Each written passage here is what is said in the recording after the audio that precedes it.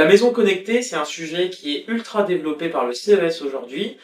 Une énorme partie du salon en est d'ailleurs complètement consacrée. Alors que retenir de cette énorme masse d'informations? Trois points principaux. Tout d'abord, les grands groupes ont repris la main. Les startups sont certes très présentes, mais on va retrouver des groupes comme La Poste, Legrand, EDF, qui vont se mettre en avant ou mettre en avant leurs filiales pour démontrer des principes de smart home et fédérer un écosystème. Le deuxième point important à retenir, c'est la sectorialisation qui est en train de se créer. Sur la smart home, on retrouve assez nettement trois parties. Le hardware, les objets connectés en tant que tels, souvent produits par des startups, les plateformes, donc les applications, la plateforme back-office, qui est un peu plus généraliste, qui elle peut être gérée par les grands groupes, mais qui est aussi souvent proposée par les startups, et l'interface utilisateur, qui va être de plus en plus vocale. Ça m'emmène au troisième point. Le grand fait marquant sur la smart home cette année, c'est que l'interface vocale est très largement gérée par Amazon Alexa.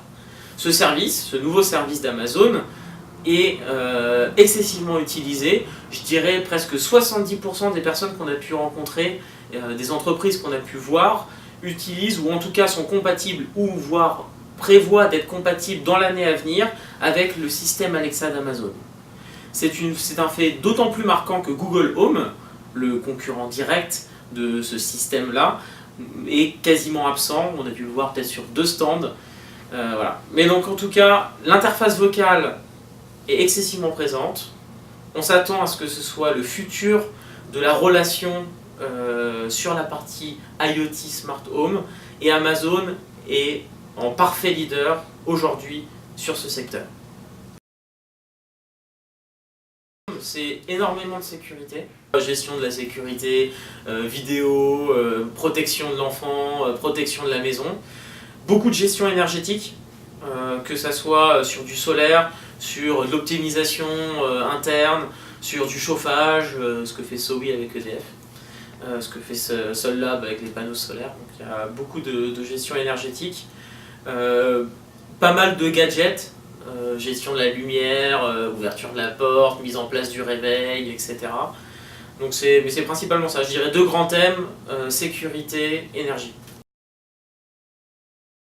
J'ai beaucoup aimé franchement le truc de la Poste, les postiers agents de proximité. Alors c'est de la smart home plus ou moins, mais ça fait intervenir quand même un peu de connectique.